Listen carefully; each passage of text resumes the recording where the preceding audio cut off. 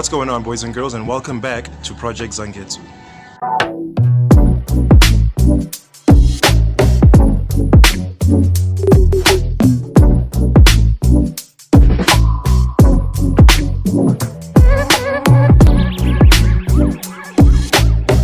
Alright guys, welcome back to another car culture explained video. I'm still thinking about a suitable title for this video series where I basically talk about the more technical aspects of car culture and motorsports and all that. But so far, I'm going to call it Car Culture Explained for now. So today we're going to be talking about how superchargers work. A few videos ago, we talked about turbochargers and how they are effective ways of modifying your car in order to get more power and performance out of it through forced induction. This is basically the phenomenon so-called based on the fact that it works on the premise of forcing more air into an engine's combustion cylinder in order to cause a greater explosion inside that cylinder using the air, fuel and spark mixture to cause an explosion, which then releases kinetic energy, aka power or performance. So there are two types of forced inductions. One is turbochargers, which we spoke about a few episodes ago, and the other is superchargers, which I briefly touched on in that same episode. So superchargers are different from turbochargers in that they perform the same function essentially using sort of like the same scientific dynamics, but they do it in different ways. They use different methods to achieve the same goal.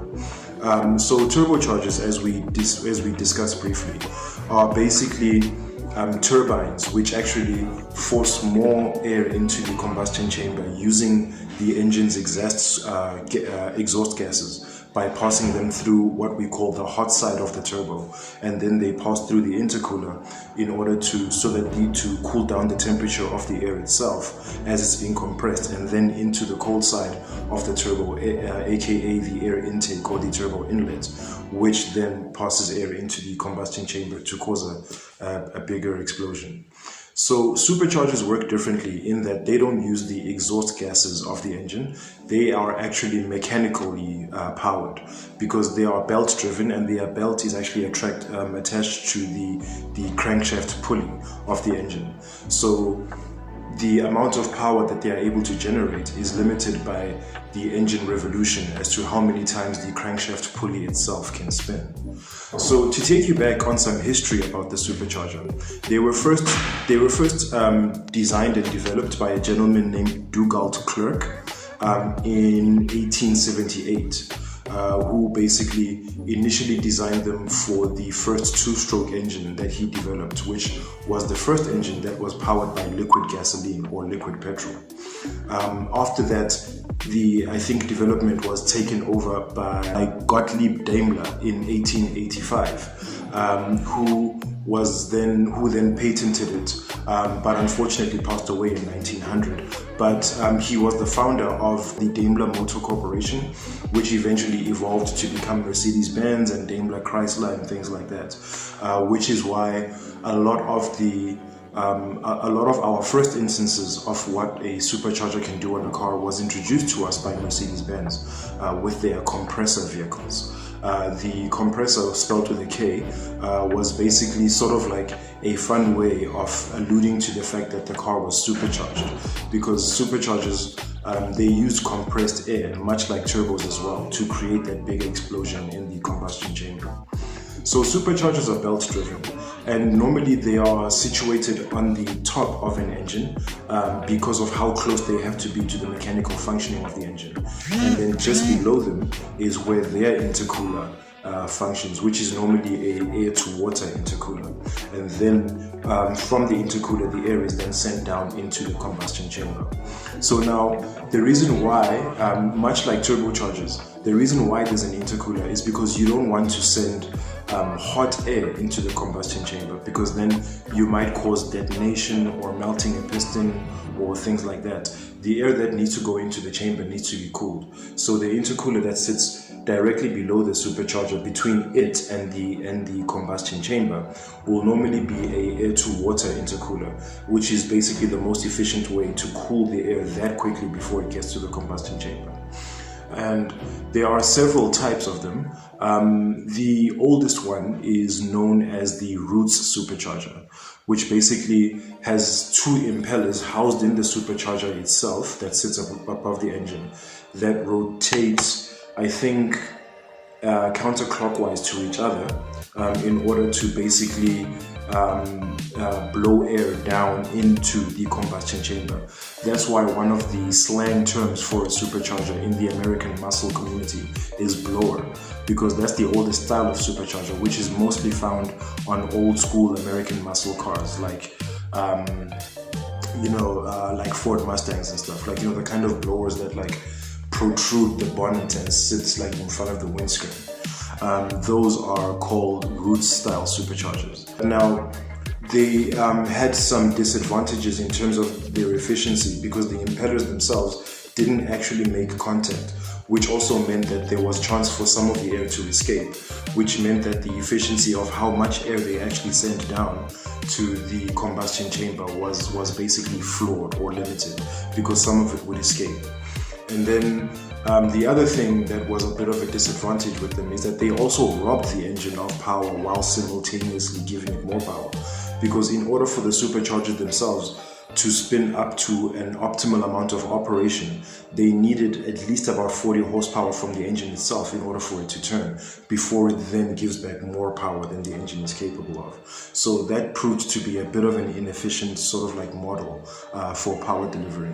So we then evolved up to the twin screw supercharger, which basically also had two impellers, but they were more intricately intertwined in how they rotated, and there was a male and female impeller, which also then allowed them to interlock more efficiently as they compressed the air down into the combustion chamber.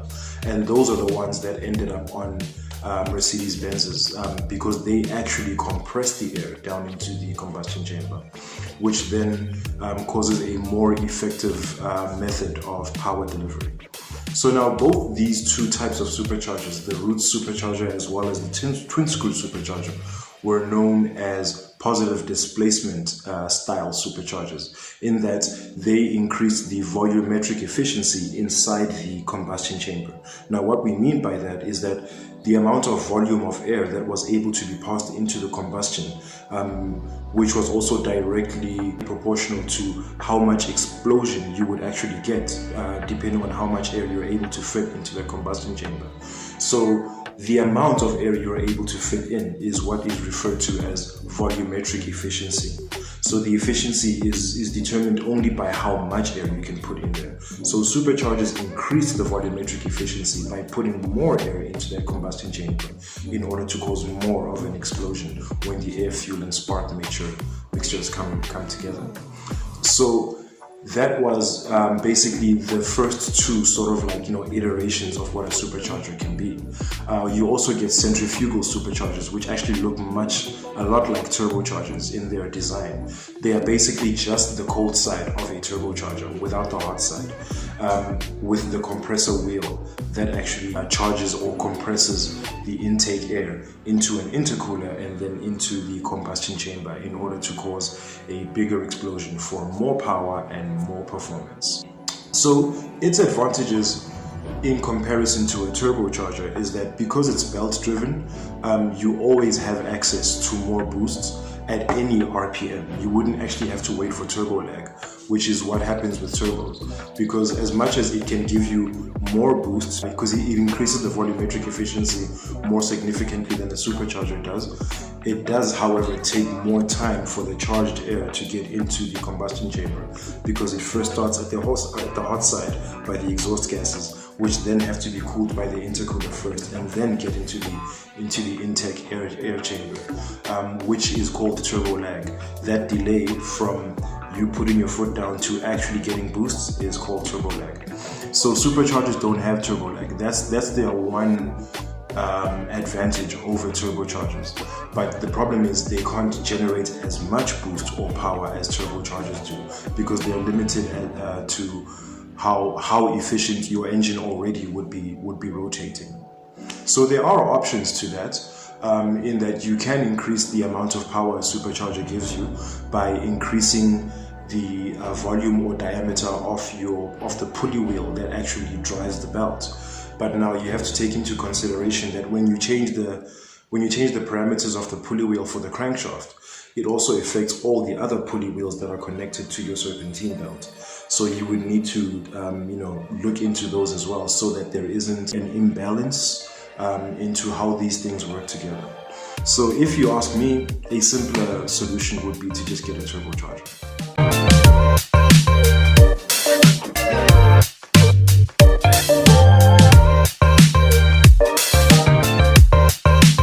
Alright guys, that's going to bring us to the end of today's video. I hope you guys enjoyed that segment of Car Culture Explained. I swear I'm going to come up with a better title. I hope you guys found it informative and got some value out of it. If there was something perhaps that you may have been curious about in terms of forced induction or car modification in general. So let us know in the comment section down below what other topics you would like us to cover on Car Culture Explained. And if you enjoyed this video, please click on the thumbs up icon and leave us a like. And if you'd like to see more from Project Zangetsu, please go ahead and click subscribe. And be sure to hit that bell icon so you are notified each and every time I drop new content on this here channel. As usual people, I have been Zwelithu Mahlangu, and take care of each other, stay awesome, and keep the dream alive. Peace.